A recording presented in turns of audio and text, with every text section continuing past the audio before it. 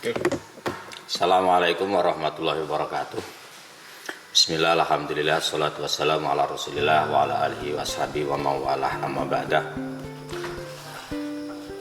Untuk pertemuan kali ini mari kita sama-sama mengkaji kitab Fathul Qoribul Mujib karangan Imam Abu Suja tentang faslun wa yalzamu fil mayiti, atau fasal tentang mayit.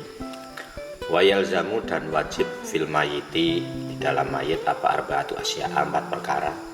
Ghusluhu, yang pertama memandikan mayit, wa takfinuhu, dan mengkafani mayit, wassolatu, dan menyolatkan alaihi, atas mayit, wa dafnuhu, dan mengubur mayit. Wasnani, adapun 2 orang itu layu salani, tidak dimandikan keduanya, walayu sholla alaihima, dan keduanya tidak disolati. Asyahidu fi ma'rakatil musyrikina, yang pertama orang yang mati syahid di tengah medan pertempuran. Wasiqtu, dan bayi prematur, alladzi lam yastahilla, yang tidak menjerit shorikhon, dengan keras. Artinya bagi orang yang masih hidup ketika ada orang meninggal dunia itu diwajibkan mengerjakan 4 perkara. Yang pertama adalah memandikan, yang kedua mengkafani, yang ketiga menyolati, dan yang keempat adalah menguburnya, dan nanti akan diterangkan di bawah. Adapun 2 orang itu tidak wajib dimandikan, artinya memang tidak boleh dimandikan, wala yushalla alaihima, dan tidak wajib disolatkan. Yang pertama asyahidu fi ma'rakatil muslimin, yaitu orang yang mati syahid di medan pertempuran. Syahid di sini diartikan memang orang yang mati di medan pertempuran. Apapun yang menjadi niatnya, apapun yang menjadi tujuannya, tetap dinamakan orang yang mati syahid dan tidak boleh dimandikan atau tidak disolati. Berbeda dengan orang yang mati syahid akhirat, maka orang itu tetap diperlakukan seperti biasanya. Artinya orang yang syahid akhirat itu tetap dikafani, tetap dimandikan, tetap disolati, dan sebagainya. Kemudian yang kedua adalah asiktu alladzi lam yastahilla shorikhon, yaitu bayi prematur yang ketika lahir itu tidak menjerit atau tidak bersuara, sehingga walaupun bayi itu lahirnya itu masih prematur, tapi kalau dia lahir kemudian menjerit, misalkan bayi baru usia 7 bulan atau 8 bulan tapi kok lahir sudah menjerit, kemudian setelah itu meninggal, maka dia tetap wajib disolati, wajib dimandikan. Kemudian kita lanjutkan, wayusalu al-mayyitu witron. Kemudian wayusalu, dan dimandikan siapa al-mayyitu, mayit, witron, dengan bilangan ganjil. Artinya dimandikan sebanyak 3 kali. Bukan mandinya yang 3 kali, tapi basuhannya ini dilakukan sebanyak 3 kali atau sesuai dengan kebutuhan. Kalau mayitnya itu ini terlalu kotor sehingga harus dimandikan berulang-ulang, yaitu dari awal sampai akhir dia sampai bersih, itu baru dianggap 1 basuhan, kemudian dibilas lagi, kemudian dibilas lagi sampai 3 kali. Minimal 1 kali, witron itu kan ganjil, jadi minimal 1 kali. Yang sunatnya itu dikerjakan sebanyak 3 kali. Wayakunu fi awalihi, wayakunu, dan ada fi awalihi, fi awali huslihi, dalam permulaan mandinya itu sidrun, daun bidara. Wa fi akhirihi, dan di akhirnya mandi, syai'un, sesuatu, mingkafurin, dari kapur barus. Artinya mayit ini dimandikan dengan menggunakan daun bidara ini, semacam daun yang khasiatnya itu untuk memudahkan menghilangkan kotoran yang ada di badan. Sementara kalau sekarang bisa diganti dengan sabun atau yang lain. Kemudian syai'un min kafurin itu semacam kapur barus atau untuk obat anti serangga. Jadi agar jenazahnya tidak cepat busuk, maka dalam basuhan terakhir ketika ketika memandikan jenazah itu dicampur dengan kapur barus atau yang lainnya. Wa yukafanu fi salasati aswabin, dan wa yukafanu dan dikafani siapa mayit fi salasati aswabin di dalam 3 lembar pakaian bidin yang putih, laisa tidak termasuk fiha di dalam salasah apa komisun baju kurung wala imamatun dan bukan surban. Jadi kain kafan yang untuk mengkafani atau untuk membungkus jenazah ini 3 lapis yang putih, dan di dalamnya ini belum termasuk baju kurung ataupun surban, dan ini berlaku untuk jenazah laki-laki. Wa yukabiru alaihi arba'a takbiratin, kemudian ketika sholat untuk menyolatkan jenazah ini arba'a takbiratin sebanyak 4 kali takbir. Jadi sholat jenazah itu tidak sama dengan sholat yang lain. Kalau sholat yang lain menggunakan rukuk dan sujud, kalau sholat jenazah itu hanya 4 kali takbir tanpa rukuk dan tanpa sujud. Adapun tata caranya mengerjakan sholat jenazah yaitu yaqra'ul fatihata ba'dal ula. Yaqra'u membaca siapa orang yang sholat al-fatihata surat al-fatihah ba'dal ula setelah rakaat yang pertama. Sholat jenazah itu hampir sama dengan sholat yang lain, yaitu rakaat pertama tetap yang kalau sholat yang lain rakaat pertama wajib membaca surat al-fatihah. Di dalam sholat jenazah juga setelah takbiratul ihram ini juga membaca surat al-fatihah. Adapun niat untuk sholat jenazah itu, kalau jenazahnya laki-laki maka niatnya usolli ala hadzal mayyiti arba'a takbiratin fardul kifayati lillahi ta'ala. Adapun jika mayitnya atau jenazahnya itu perempuan, niatnya adalah usolli ala hadzihil mayyitati arba'a takbiratin fardul kifayati lillahi ta'ala. Perlu diketahui bahwa orang yang sholat ini posisinya ini hendaknya berada di sebelakang mayit atau di sebelah kiri mayit, karena mayitnya diletakkan di hadapan orang yang sholat di arah kiblat, dan kepalanya ini posisi kepalanya ini di sebelah kanan, sehingga ketika orang yang meninggal yang jenazahnya itu berupa jenazah laki-laki, ini orang yang sholat berada tepat di belakang kepalanya atau di samping kepalanya. Kemudian kalau jenazahnya perempuan ini tepat di paha pinggang atau di dekat pantatnya. Ini cara mengerjakan sholat jenazah. Yang pertama, niat bersamaan dengan takbiratul ihram. Jadi harus diingat, niatnya harus bersamaan dengan takbiratul ihram, tidak niat dulu baru takbiratul ihram, tidak, tapi pas takbiratul ihram itulah diniatkan untuk menyolati jenazah. Kemudian wa yusolli, dan membaca sholawat siapa orang yang sholat ala nabi atas nabi sallallahu alaihi wasallam ba'da saniyati setelah takbir yang kedua. Minimal bacaan sholawat di sini adalah Allahumma sholli ala Muhammad.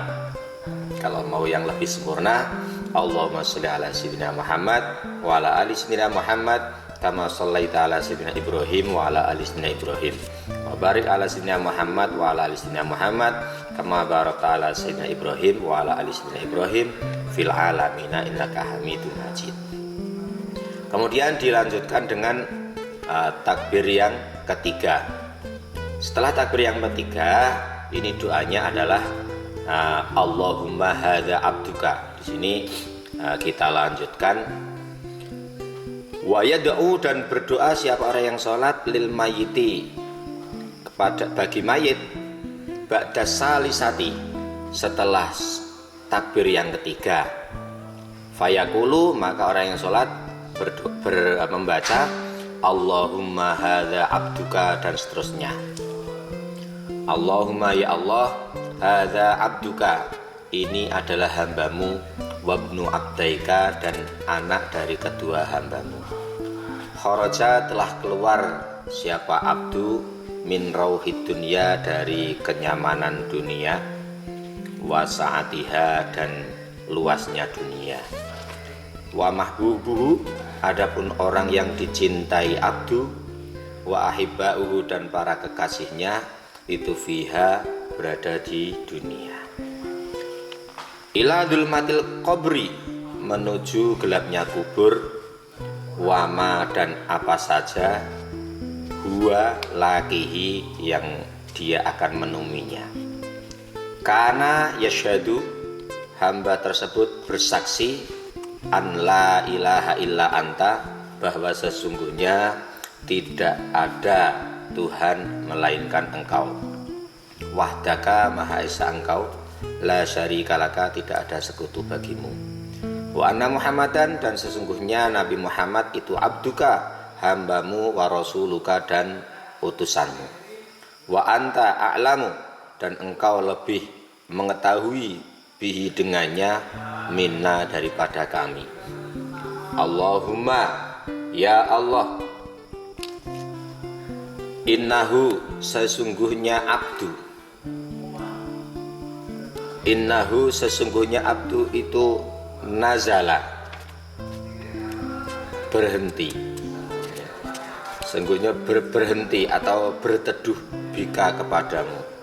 Wa anta khairu manzulin wa anta sementara engkau itu khairu manzulin bihi tempat yang terbaik untuk ditempati atau untuk tempat berteduh. Wa hasbahabah fakiron dan orang hamba tersebut sangat membutuhkan ila rahmatika kepada rahmatmu. Wa anta sementara engkau itu maha kaya atau tidak perlu an adzabihi dari menyiksanya. Wa qad ji'naka dan kami benar-benar datang kepadamu rohibina dalam keadaan senang ilaika kepadamu syufa'a untuk memintakan pertolongan lahu bagi abdu atau bagi mayit. Allahumma ya Allah ingkana jika hamba tersebut atau abdu tersebut muhsinan itu muhsinan orang yang berbuat baik fazid maka tambahkanlah fi ihsanihi dalam kebaikannya.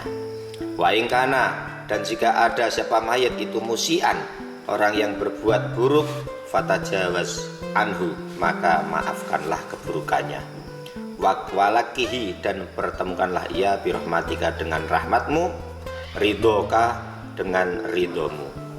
Wakihi dan peliharalah ia fitnatal qabri dari fitnah kubur wa adzabahu dan siksa kubur. Wafsah dan luaskanlah lahu baginya fi qabrihi di dalam kuburnya.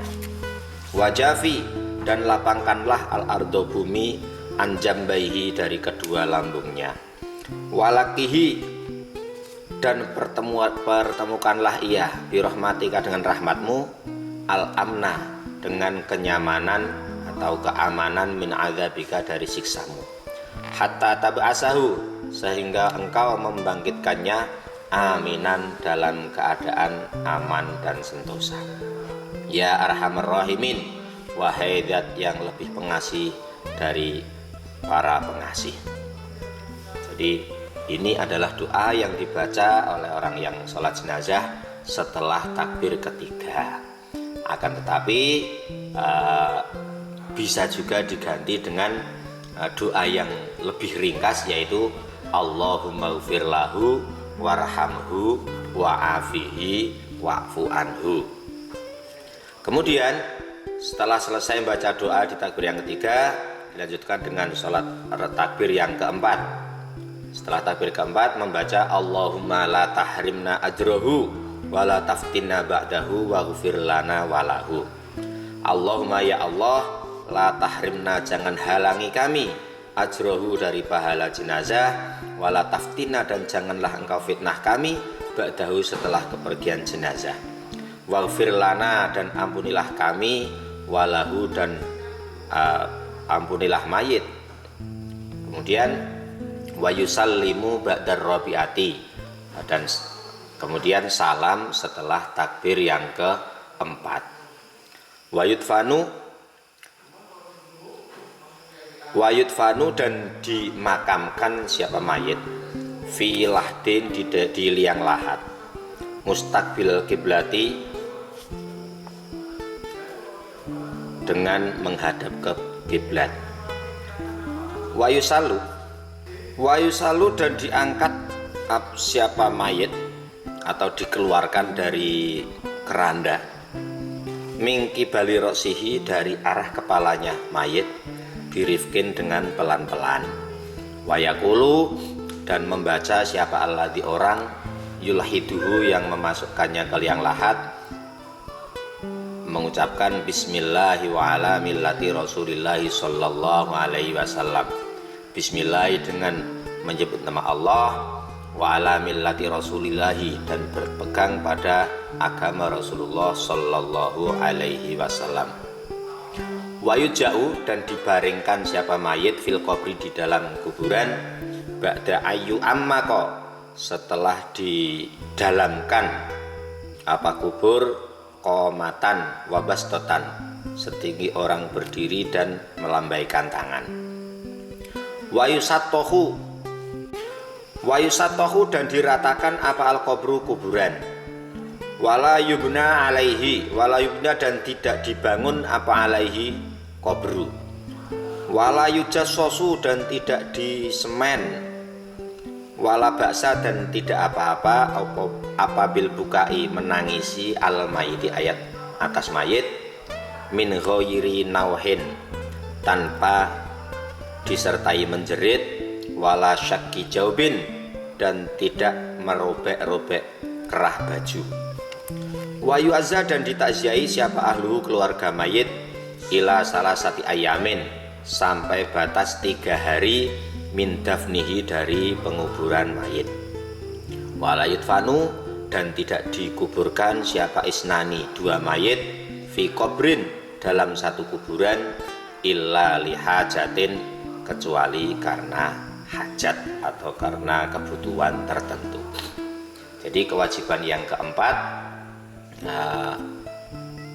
setelah jenazah ini dimandikan, disolati, yaitu dikuburkan. Adapun cara menguburkan jenazah itu ada 2 macam. Yang pertama adalah liang lahat, yang kedua yang liang lahat ini caranya, bentuk lubangnya adalah seperti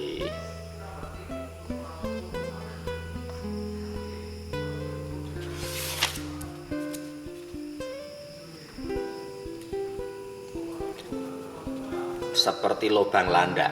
Artinya tanahnya dibuat lubang kotak seperti biasa, kemudian di bawahnya di bagian depan itu dibuat lubang lagi sekiranya cukup untuk meletakkan jenazah.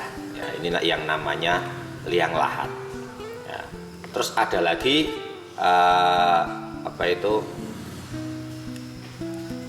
yang namanya syakku, ya kan? Syakku itu semacam parit yang ada di tengah kuburan, jadi kotak biasa, kemudian di tengahnya diberi semacam parit untuk meletakkan jenazah, kemudian baru di atasnya diletakkan papan untuk menahan agar tanah tidak langsung mengenai si mayit. Kalau lahdu ini papannya nanti posisinya miring, ya. Terus wayudja'u, di sini fi lahdin mustaqbil kiblati dihadapkan ke arah kiblat. Wa yusallu min qibali ra'si dan ketika mengangkat mayit dari keranda itu diambil dari bagian kepalanya dengan cara pelan-pelan, dan orang yang memasukkan ke dalam kubur, ke dalam liang lahat itu membaca bismillahi wa ala millati Rasulillah sallallahu alaihi wasallam. Setelah sampai di dalam, jenazah dibaringkan ya, atau posisi miring dan dihadapkan ke arah kiblat. Nah, perlu diketahui di sini setelah masuk ke lubang itu bagian muka jenazah ini dibuka, kemudian pipinya ditempelkan ke tanah, begitu juga dengan ujung jari kaki ini juga ditempelkan ke tanah, kemudian ditutup kembali dengan kain kafan. Nah, dan untuk menyangga atau mengganjal agar jenazah ini tidak balik, maka di belakangnya ada semacam tanah yang bulat-bulat, itu kalau bahasa Jawanya gelu atau apa itu. Nah, itu untuk fungsinya untuk menahan agar jenazah tidak membalik atau tidak telentang kembali. Ini bisa diganti entah dengan tanah yang dikepel-kepel atau bisa diganti dengan batu. Adapun kedalaman daripada liang kubur itu adalah seperti orang yang berdiri dan melambaikan tangan. Kalau bahasa Jawanya sak dedek sak pengawe, ya ini setinggi orang berdiri sambil melambaikan tangan. Itulah kedalaman yang dianjurkan di dalam mengubur jenazah. Kemudian di situ wayusat tohu al kubru, kuburannya diratakan, tidak perlu ditinggikan, tidak ada gundukan kuburan. Jadi agar cuman cukup ditandai saja bahwa di situ adalah kuburan. Wala yubna alaihi, dan tidak boleh dibangun. Wala yujassosu, dan tidak boleh disemen atau dipakai kapur atau apa, sehingga nanti seolah-olah mau menguasai kuburan itu sendiri dan tidak boleh digunakan oleh orang lain kalau sudah ada yang semenannya. Wala baksa, kemudian wala baksa bil bukai al mayiti. Tidak apa-apa kalau keluarganya ada yang meninggal, orang tuanya, anaknya meninggal, kemudian orang itu menangis, itu tidak apa-apa, asalkan min ghairi nauhin wala syakki jaibin, tanpa menjerit-jerit yang histeris dan tanpa merobek-robek kerah baju. Karena menurut cerita itu kebiasaan orang Arab, kalau ada orang meninggal itu kemudian mereka merobek-robek baju sambil menjerit-jerit, sambil meratap-ratap, itu yang tidak boleh. Kemudian wa yu'azza ahluhu ila salasati ayamin, keluarganya ditakziahi atau dihibur selama 3 hari min dafnihi, semenjak penguburan jenazah. Di batas takziah itu hanya 3 hari. Setelahnya ini sudah tidak disunatkan, bahkan ada yang menganggap makruh karena itu seolah-olah membuka luka lama, karena itu kesedihan yang ditinggal jenazah ini sebenarnya 3 hari ini sudah mau hilang, tapi karena ada orang yang takziah lagi, kemudian dia menjadi teringat kembali dan kesedihannya kembali seperti kemarin. Jadi ini yang lebih dari 3 hari ini sudah tidak dianjurkan. Kemudian wala yudfanu isnani fi qabrin ilali hajatin, di dalam satu lubang kubur itu tidak boleh dikuburkan 2 jenazah sekaligus, kecuali karena hajat, kecuali karena mungkin itu karena sedang terjadi pandemi atau terjadi perang, kemudian kerepotan kalau mengubur satu orang dari satu lubang satu jenazah, kemudian kerepotan, misalkan ada bencana alam, kemudian yang meninggal itu ratusan atau ribuan, lah itu boleh menguburkannya itu bersama-sama. Jadi kalau untuk yang hari-hari normal atau keadaan normal, di dalam satu kuburan tidak boleh ada 2 jenazah. Demikian, semoga ini bermanfaat. Wabillahi taufiq wal hidayah. Assalamualaikum warahmatullahi wabarakatuh.